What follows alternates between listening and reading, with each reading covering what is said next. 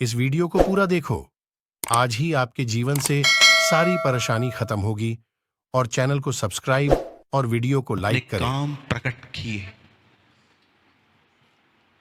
मैं फिर से रिपीट कर रहा हूं, उसने मूसा पर अपनी गति, परंतु इज़राइल के लोगों पर उसने अपने काम प्रकट किए। आइए, मैं चाहता हूं आप सब सामने देखें। अब बाइबल मुकद्दस बताती है, जब परमेश्वर अपने लोगों को, इज़राइलियों को जब वो मिस्र से कनान लेके जा रहा था, तब वचन कहता है इज़राइलियों पर उसने अपने काम प्रकट किए। उन्होंने अपनी आंखों से देखा कि कैसे समुंदर ने उन्हें जगह दी। उन्होंने अपनी आंखों से देखा कि आसमान में कोई भी नहीं है, फिर भी रोटियां पता नहीं वहां से कैसे गिरती हैं। उन्होंने अपनी आंखों से देखा कि उनकी चप्पलें जो वो मिस्र से पहन के निकले थे कभी नहीं घसी। बैठ जाइए, वहीं पर बैठ जाइए। कहां पर? उन्होंने अपनी आंखों से देखा कि कैसे बटेरें गिरते थे। मैं आप में से हर एक को बताना चाहता हूं, आज भी यही हो रहा है। अधिकतर लोग जो है ना, आप देखिए, उनके जीवन में बहुत बड़ी बड़ी गवाहियां हैं, और मैं इसके लिए सारी महिमा प्रभु को देता हूं। कोई कैंसर से ठीक हुआ है, कोई ट्यूबरकुलोसिस से ठीक हुआ है, किसी की टीबी गायब है, किसी का पोलियो ठीक हो गया है। कोई ऐसा भी था जो पैसों के कारण आर्थिक तंगी में वो सुसाइड कर रहा था, पर परमेश्वर ने कैसे उनकी जिंदगियों को बदला, उन्हें बचाया। लेकिन सुनिए, ये सारे काम जो इज़राइल के लोगों पे प्रकट हुए थे, लेकिन मूसा के विषय में कुछ और लिखा है। लिखा है, he know the ways of God. Israel के लोग, अगर आप इज़राइलियों से मिलोगे ना, आप उनको बोलोगे ना, ब्रदर आपने क्या देखा? ओ, मैंने क्या नहीं देखा। खाना गिरता था, पानी मिलता था, चट्टान साथ में चलती थी, हम रात को ऊपर आंखें उठाते थे, एक बादल होता था, रात को वो गायब होके आग का खंभा होता था। उन्होंने ऐसे ऐसे काम देखे। लेकिन अगर आप मूसा से मिलो तो मूसा, जानते हो, आपको वो सब नहीं बताएगा। मूसा कहेगा मैं कुछ और जानता हूं। मूसा, आप क्या जानते हो? ओ, आई नो यहोवा कैसे चलता था। आप जानते हो क्या अमेजिंग बात होगी कि जब परमेश्वर आपको अपने साथ रखे और परमेश्वर आपको अपना चलन सिखाए कि देख मैं कैसे चलता हूं। गति, इंग्लिश में लिखा है वेस, WAYS, वेस। मैं आपसे पूछना चाहता हूं, यहां पर आप में से कितने लोग हैं यहां पर जो ये कह सकते हैं कि ब्रदर, मैं परमेश्वर के साथ रहकर उसके रास्तों को पहचान रहा हूं, मैं देख रहा हूं कि वो कैसे मेरे आगे गया। मैं आपको आज परमेश्वर का एक कार्य बताता हूं, सॉरी, परमेश्वर की गति बताता हूं, जो मैंने रिसेंटली परमेश्वर के वचनों से सीखी। चलिए यहां देखिए सब। एक सवाल, इस दुनिया में सबसे पहले रोशनी आई कि आवाज आई? वाह! आप जानते हैं इस दुनिया में सबसे पहले रोशनी नहीं आई, इस दुनिया में सबसे पहले आवाज आई, लेट देयर बी लाइट, और लिखा है रोशनी हो गई। आप इससे कितने लोग ये बात जानते हैं? हम जो देखते हैं हम वो कहते हैं, परमेश्वर जो देखना चाहता है पहले वो कहता है। हम जो है ना, हम जो देखते हैं ना, ओ रिपोर्ट बेकार आई, ये प्रॉब्लम आया, वो प्रॉब्लम आया, हम जो देखते हैं ना वो हम कहते हैं। लेकिन ये परमेश्वर का रास्ता नहीं है। परमेश्वर सदैव जो देखना चाहता है वो कहता है। आप इससे कितने लोग हैं मुझे बताइए, आप कहने वाले व्यक्ति हैं। ऐसा लिखा है रोमन्स के चैप्टर में, जो बातें हैं ही नहीं उनका नाम ऐसे लेता है जैसे वो है। आप इससे कितने लोग हैं मुझे बताएं यहां पर, जो लोग यहां बैठे हुए हैं, आप कहने में माहिर हैं। अधिकतर लोग जो सोचते हैं, जो महसूस करते हैं, वो अपने मुंह से कहते हैं। लेकिन आप में से कितने लोग ये बात जानते हैं, परमेश्वर ऐसा नहीं है। मैं रिसेंटली अपने जीवन में कुछ नेगेटिव कन्फेशंस कर रहा था और मुझे ऐसा लग रहा था ये नॉर्मल है, लेकिन मैंने खुद, प्रभु ने मुझे दिखाया तेरे कन्फेशन में फेथ नहीं है, तेरे कन्फेशन में तेरी भावनाओं का जिक्र है, तू जो महसूस करता है तू वो कह रहा है, ये मेरी लैंग्वेज नहीं है सूरज। तब परमेश्वर ने मुझे एक दिन एक अद्भुत वचन दिखाया। मैं उत्पत्ति पढ़ रहा था और मैंने हर दिन ये बात पढ़ी वहां पर कि परमेश्वर के सामने कुछ भी नहीं था, पर जो वो देखना चाहता था वो कहता जा रहा था और चीजें एग्जिस्ट में आती जा रही थी। अगर हम उसकी संतान हैं, अगर हम ये कहते हैं कि यस वो हमारा पिता है, तो क्या आप अपने पिता के उस रास्तों को पहचानते हो कि वो कैसे आगे जाता है? यहेजकेल की किताब में प्रभु यहेजकेल से कहते हैं, हे मनुष्य के पुत्र, उठ भविष्यवाणी कर,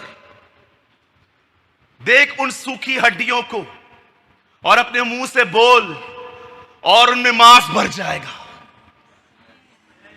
आप जानते हो ये एक भविष्यवाणी थी कि परमेश्वर ने मनुष्य के मुंह में रिस्टोरेशन दी है। आप में से बहुत सारे जो लोग हैं, जो वो देखते हैं, जो वो महसूस करते हैं, वो कहते हैं। मैं लास्ट वीक झारखंड में था, मुझे वहां पर कुछ फूड पॉइजन जैसी प्रॉब्लम हो गई। मैं बहुत बीमार पड़ गया वहां पर। पता नहीं क्या क्या ख्याल आ रहे थे मुझे, मैं कैसे मीटिंग लूंगा, इन लोगों ने लाखों रुपए खर्च किए हैं, अगर मैं इनको कॉल करके कह दूं कि आज मुझसे नहीं हो रहा है, आज का दिन मीटिंग पोस्टपोन करो, कल से शुरू करते हैं। ऐसे ख्याल आ गए, ऐसे ख्याल आ गए। अचानक प्रभु ने मुझे कहा, सूरज उठ। And you know I saw a vision. मैंने एक छोटा सा दर्शन देखा। उस दर्शन के अंदर मैं ऐसा फील कर रहा था कि परमेश्वर मुझे यहेजकेल का वो अध्याय दिखा रहे थे जब प्रभु ने उसे कहा, सूखी हड्डियों पे भविष्यवाणी कर। और मैं खड़ा हो गया और मैंने अपने बदन को बोलना चालू किया, नो, तुझे उठना है, काम करना है, तू यीशु के नाम से खड़ा हो जा। स्टैंड हो गया। आप बिलीव कीजिए, 1 घंटे के बाद मैं उठा और उस दिन मैंने 5.5 घंटे प्रचार किया।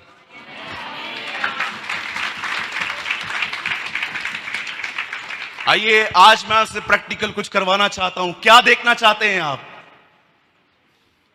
आज जो देखना चाहते हैं ना, आज आपको वो मुंह से बोलना है। यस। और मैं यीशु के नाम से कहता हूं, आने वाले दिनों में आप उसे पूर्ण होते देखोगे, यीशु मसीह नासरी के नाम से। Come on, प्रोफेसाई। आइए भविष्यवाणी करें। वेट, तालियां मत बजाइए। आज मैं चाहता हूं, ओ ब्रदर, भविष्यवाणी तो भविष्यवक्ता करते हैं ना, हम थोड़ी भविष्यवक्ता हैं। कुरिन्थियों की कलीसिया में एक भी भविष्यवक्ता नहीं था, लेकिन पौल कहता है तुम सब भविष्यवाणी कर सकते हो। हमें लगता है भविष्यवाणी जो है भविष्यवक्ता ही कर सकता है। कोई आएगा और आंखें बंद करेगा, सुपर नेचुरल आत्मा उसके ऊपर उतरेगा। लेकिन आप में से कितने लोग ये बात जानते हैं, जब पौल अन्य भाषा और भविष्यवाणी के लिए लिखता है तो वो क्या कहता है? वो कहता है, अगर सब तुम्हारे बीच में आ जाएं और तुम अन्य भाषा बोल रहे हो और उसका अर्थ बताने वाला कोई नहीं है, जानते हो उससे वो क्या कहता है? मैडनेस।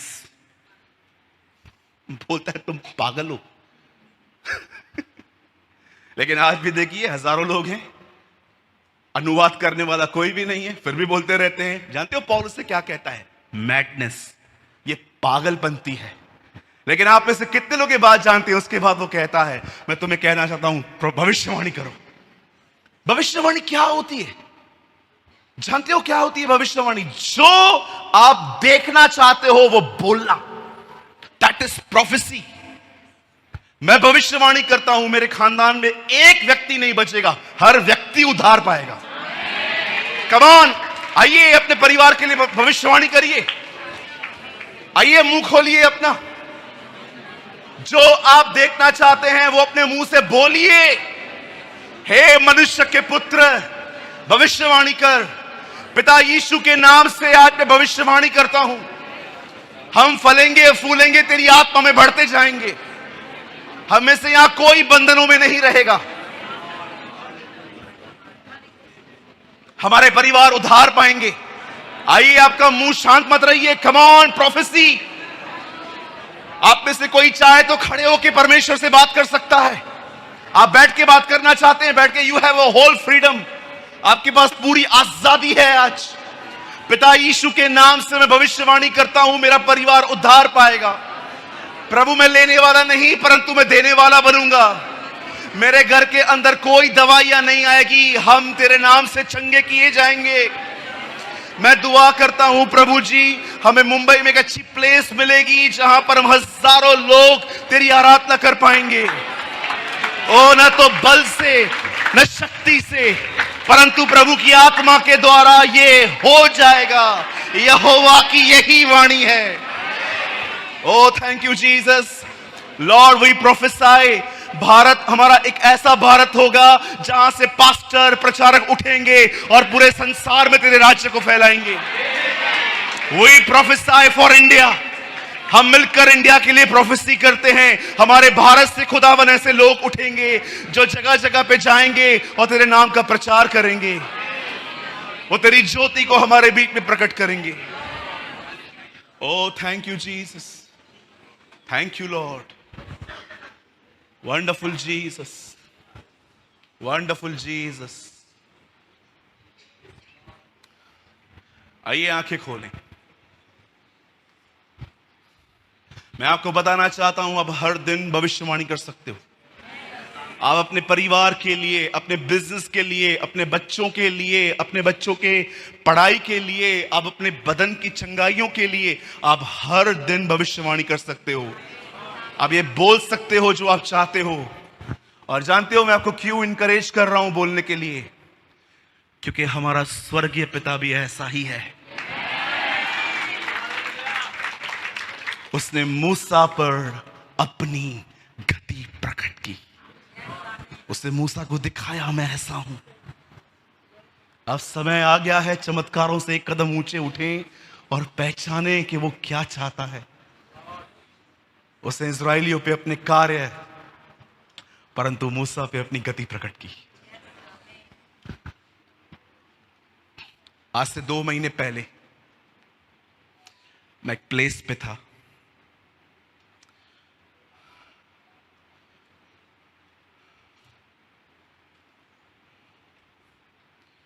ये प्लेस पंजाब के पास में है।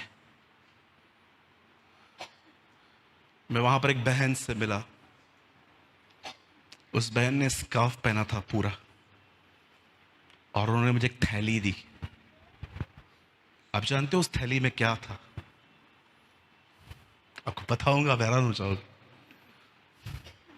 उस थैली में उसके बाल थे। उससे बोला, भैया ये मेरी हालत है, मेरे बाल देखो कैसे हो गए, इतने बाल। मैंने बोला, बहन ये कब से है? बोला, 6 महीने में मैं ऐसी हो गई हूं।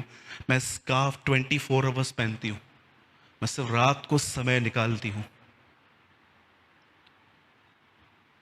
वो बहन इतनी परेशान थी बेचारी। वो कह रही थी, ब्रदर आप बिलीव करेंगे, मैं डिप्रेस हो गई हूं अपने लाइफ में। मैं सिर्फ ऐसे कंघी घुमाती हूं, मेरे 20-25 बाल पूरे के पूरे जड़ से निकले हुए बाल मेरे हाथ में आ जाते। भाई मैं क्या करूं?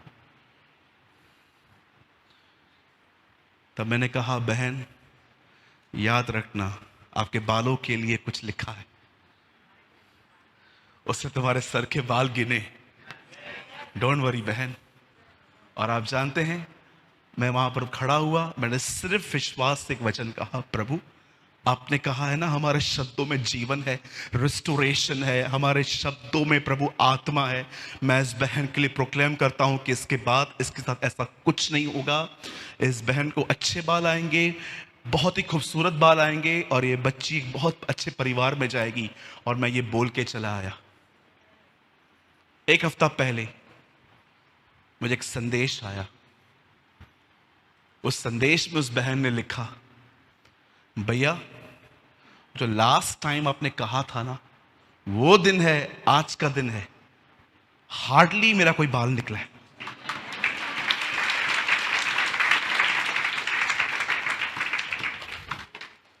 मेरी बहनों, प्रॉब्लम सॉल्व। आप बहुत परेशान होते हैं ना, मैं दुआ करूं आपको प्रभु सिल्की बाल दे, जो विदाउट हेड एंड शोल्डर ये सब जो भी लगाते हैं उसके बगैर अच्छे हो जाएं। आप सोच सकते हो परमेश्वर ने आपके लिए कितना कुछ रखा है। मैं आपसे एक विनती करूं, आप लोगों से भी एक विनती करता हूं, आज ना एक चीज को तलाक दो कि मैं जो महसूस करता हूं ना, मैं वो नहीं बोलूंगा, मैं वो बोलूंगा जो खुदावन के कलाम में लिखा है। ओ, आपको मैं सच कहता हूं, आपके आस पास आपका माहौल बदलना शुरू हो जाएगा। मैं आपको एक बात बताना चाहता हूं, सुनिए, ये सारे भाई लोगों से आप मिलना, ये हमारे चर्च की एक गवाही है।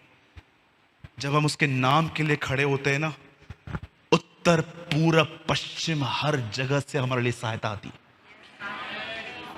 कई लोग कहते हैं ब्रदर आप बहुत डिफरेंट हो, आप गलत हो, हम डिफरेंट नहीं है, हमें सहायता मिलती है, हमें मदद मिलती है। ओ, हमारे चर्च के अंदर हम बिलीव कीजिए, हम जिन लोगों को ढूंढते हैं ना, वो हमारे कलीसिया से अंदर उठ के चले आते हैं। हम हेल्प करना चाहते हैं। आप पूछ सकते हैं इन भाइयों से, कई बार जिन बातों की हम चर्चा करते हैं ना, ये आदमी चाहिए चर्च में, ये आदमी चाहिए चर्च में, ये आदमी चाहिए, अगले दिन वही आदमी झुंड से उठ के आता है और कहता है भैया ये मुझे काम आता है, मैं करूं। ओ, हम एक दूसरे को देखते हैं, ये हो क्या रहा है। बाइबल बताती है तू मुझे आदर दे, मैं तुझे आदर दूंगा। आमीन। चलिए, कितने लोग तैयार हैं आज के वचन के लिए? ओह थैंक यू जीसस। कितने लोग आज से, आप सब भविष्यवक्ता हो आज से? हाँ बोलो मेरे भाई बहनों, एक दूसरे को बोलो, हम सब भविष्यवक्ता हैं। यस, अंताकिया की कलीसिया बन गई हमारी। अंताकिया में बहुत सारे प्रॉफिट्स थे। चलिए हम शुरू करते हैं आज का वचन। शायद बहुतों को अच्छा न लगे, वो तो कभी अच्छा लगता भी नहीं है मेरा, बट मैं बिलीव करता हूं उम्दा वचन है आज का। चलिए हम सब खोलेंगे आज बाइबल की किताब इफिसियों, Ephesians chapter 5। Oh thank you Jesus, धन्यवाद यीशु।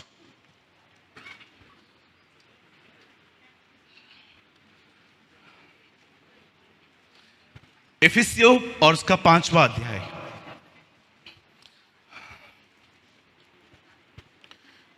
सबने खोल लिया? पक्का? ओके, ये प्रकाशित वाक्य के बाद आता है। हाँ, थैंक यू। चलो, मुझे खुशी हुई आप बाइबल पढ़ रहे हैं। चलिए बाजू वाले की हेल्प करिए, अगर नहीं मिल रहा है तो सर काका को दिखाइए, उनको भी, यस, उनको भी खोल के दीजिए। एक दूसरे की सदैव मदद करते रहिए।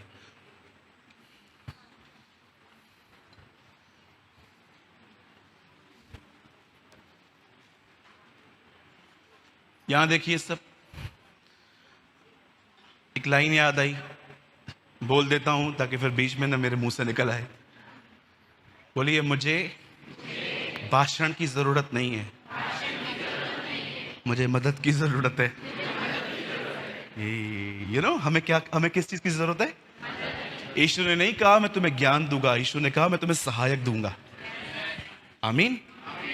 चलिए मैं एक वचन पढ़ना चाहता हूं आपके लिए। सब ओपन करें इफिसियों का 5 अध्याय और उसका 15 वचन। इसीलिए ध्यान से देखो कि कैसी चाल चलते हो, निर्बुद्धियों के समान नहीं, परंतु बुद्धिमानों के समान चलो। पर क्यों पॉल? आगे, अवसर को बहुमूल्य समझो क्योंकि दिन बुरे हैं। भाई 5-15 ठीक था ना, 16 पे क्यों गया तू? पहले ही कम दिन बुरे चल रहे हैं और भी बुरे चलेंगे। नहीं, मैं ये नहीं कहता। सुनिए,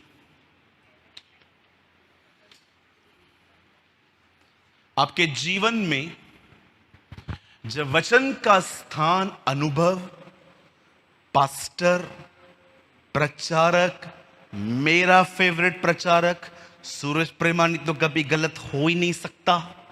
अब जब परमेश्वर के वचन को, ये सारी बातें, ये सब जगह जो है, जो खुदा के कलाम की, जब आप इन चीजों को देते हो ना, वहीं से आप पीछे आना शुरू हो जाते हो। मैंने कई लोगों को देखा है, वो बाइबल पढ़ते पढ़ते पढ़ते पढ़ते कुछ पैसेजेस को इग्नोर करते हैं। उन्हें लगता है ये मेरे लिए नहीं है। समझिए, यीशु ने कहा मांगो तो तुम्हें दिया जाएगा, ये तो कंफर्म मेरे लिए। लेकिन उसके बाद लिखा था वहां पर, अपना क्रूस उठाओ, ये तो मेरे पास्टर के लिए है। क्रूस वो उठाए, हम क्यों उठाए? हम आ रहे हैं ना चर्च में। इग्नोर करने वाला मन। सुनिए, ध्यान दीजिए, परमेश्वर के किसी वचन को इग्नोर न करें। 3:17 मत्ती में लिखा है, उसने कहा यह मेरा प्रिय पुत्र है। 4 में लिखा है, शैतान ने कहा अगर तू पुत्र है तो पत्थर को रोटी बना। यीशु ने अनुभव नहीं बताया कि तूने नहीं सुना यर्दन पे मेरे लिए क्या कहा गया। यीशु ने कहा लिखा है। उसने अनुभव से अधिक वचन को महत्व दिया, जो बहुत लोग नहीं देते। और यही एक कारण है कि आपके हृदय में एक खालीपन है, जिसकी वजह से लोगों का थोड़ा अलग बिहेवियर आपको डिस्टर्ब करता है। अगर आपका इनसाइड भरा हुआ रहता तो मैं आपको बताना चाहता हूं, आप एक बहुत डिफरेंट व्यक्ति होते, आप एक अलग ही व्यक्ति होते। लेकिन जानते हैं हमारी ये दिशा ऐसी क्यों है? बिकॉज आप इग्नोर करते हो चीजों को। अब चीजों को क्या करते हैं? हम रिजेक्ट नहीं करते हैं। हाँ, ये है, लिखा है, मैं मानता हूं, लेकिन आप इसे इग्नोर करते हैं। तो आपसे विनती है, आज का वचन जो मैं आपके सामने प्रेज कर रहा हूं, मुझे कोई ज्यादा टाइम नहीं चाहिए। मैं 15-20 मिनट में सभा को खत्म कर दूंगा। उसके बाद हमें प्रभु भोज देना है। मैं चाहता हूं आप सब ध्यान दें। यहां देखिए, इफिशियंस के लेटर में मैं आपको थोड़ी समरी बताता हूं। पहले के 3 अध्याय अगर आप पढ़ें तो पॉल उसमें बताता है कि तुम्हारे लिए खुदा ने क्या किया है। लेकिन अगर आप पीछे के 3 अध्याय पढ़ें तो वो आपको बताएगा कि खुदा में तुम्हें क्या करना है। अब आराम से पढ़िए, ये मैंने खुद रीड किया है, स्टडी की है। पहले के 3 अध्यायों में वो एक फाउंडेशन डालता है और दूसरे के 3 अध्यायों में वो आपके ऊपर सुपर स्ट्रक्चर रखता है। पहले के 3 अध्यायों में वो बताता है कि तुम मसीह में कौन हो, तुम्हारे लिए प्रभु ने क्या किया है। लेकिन लास्ट के 3 अध्यायों में वो कलीसिया के ऊपर एक महान जिम्मेदारी देता है, और उस जिम्मेदारी के अंदर वो एक बात कहता है कि तुम्हें ये बात देखनी चाहिए कि तुम्हारी चलन कैसी है, तुम्हारी चाल कैसी है। और वो उसके बाद कहता है be like a wise people. वो कहता है बुद्धिमानों के समान, जो वाइस लोग होते हैं ना, उनके समान अपनी जिंदगी जियो। सुनिए, मैं आपको कुछ समझाना चाहता हूं। मैंने अपने जीवन में सालों से ये कन्फेशन करना बंद कर दिया है कि मैं कमजोर हूं। आप भी बंद कर दो। मैं कमजोर हूं, मैं कमजोर हूं, मैं कमजोर हूं, मैं कमजोर हूं। पाप हो जाने के बाद भी हाँ, मैं तो कमजोर हूं। सुनिए, ये बात समझिए, जीवन के जिस भी क्षेत्र में आप असफल हो, इसीलिए नहीं हो क्योंकि आप कमजोर हो, पर इसीलिए हो क्योंकि आपको अनुग्रह नहीं मिला है। मैं फिर से कहूं, अगर आपसे रोज एक ही गुनाह होता है, या कुछ चीजें ऐसी हैं आपके जीवन में जो ठीक नहीं हो रही हैं, स्पेशली हमारा स्वभाव। आप जानते हो, स्वभाव सबसे बड़ी प्रॉब्लम है आज। याद रखिए, अगर आप ये कहोगे ना कि आप कमजोर हो,